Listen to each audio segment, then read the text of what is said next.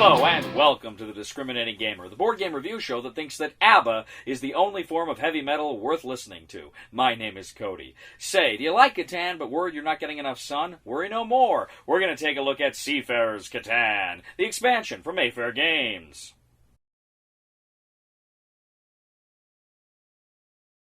My melody bride arrives today to prove to my parents that I'm not gay. She gets on the plane, away go my fears. This is freaking insane. Her shoes are so last year. My mail order bride arrives today. What joy makes me sigh, 'cause she's here to stay. The planner is here, they're making their plans. I really don't care, because I'm a man. The wedding is here, I put on a show. The colors they picked, I really got to go. My mail order bride arrives today. What joy makes me sigh, 'cause she's here to In Catan, Seafarers from Mayfair Games, 2 to 4 players, or up to 6 players with the extension, are going to essentially engage in a game of Catan with a twist. Instead of you just all being there on that one island, you're going to have multiple islands. The game board's going to be a bit bigger, and you're going to be able to actually travel across the waves. Now, the first thing you're going to do is select a scenario. The game comes with a number of scenarios, including one you can kind of customize your own.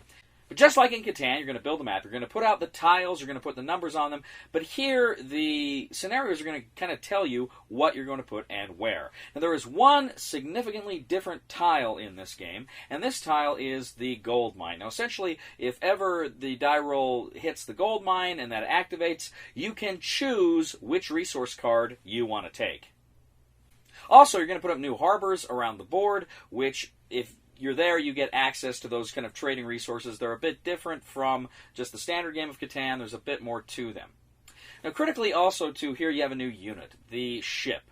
And the ships, they require wool and wood in order to produce for the sail and the ship itself. And you build these, and they're essentially roads. They work just like roads, except they go over the sea. And you build kind of sea lanes from one island to another. Now, depending upon the scenario, you may get victory points when you build settlements on the new island. So that kind of encourages you to go there because, boom, you're going to get victory points as soon as you have a settlement on an island. Now, you do have a new bad guy. In addition to the robber, you also have the pirate. When you roll a 7, instead of just moving the robber, you have the option. You can remove the robber, or you can move the pirate ship. And the pirate ship, when it is placed next to adjacent ships of another player, you can steal their cards, the same way you can kind of do that with robbers in the other game. But also, it inhibits you from building ships around the periphery of that hex. So it kind of blocks construction. So you really use this to screw over people who are moving toward an objective.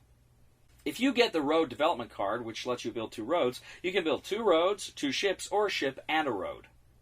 Now, ships have to be connected to settlements, not roads. You can't just build a road to the ocean and then a line of ships. You have to build a road to the ocean, build a settlement, and then ships off of that.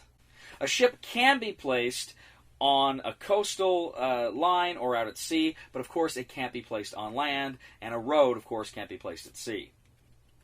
So that is essentially it. Now there's some new little deals here and there with the different scenarios that come up, but that is essentially it. You're essentially playing a game of Catan, but with a new map, some new scenario rules, the ships, and you're trying to break off away from the island toward other islands.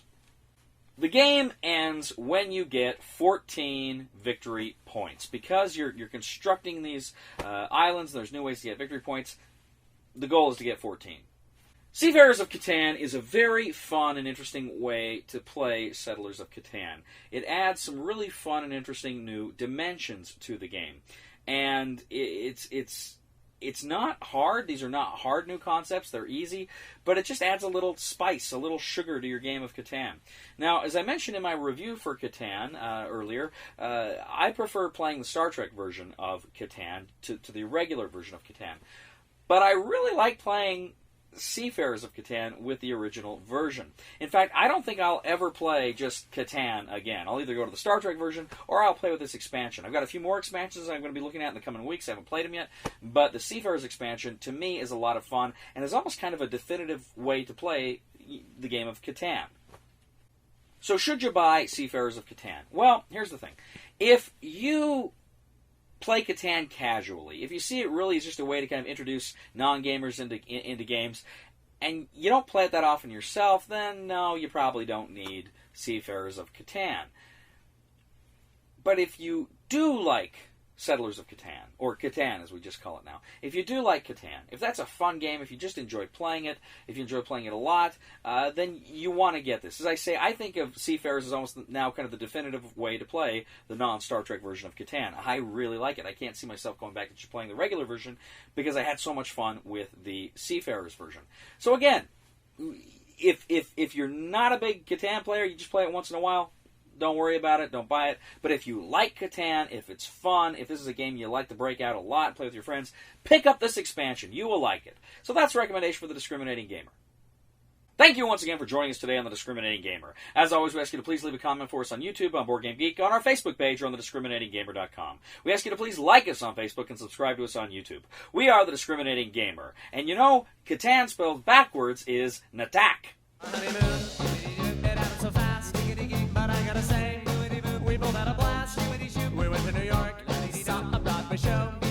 The only kiss we do is Eskimo. My mail order bride arrives today.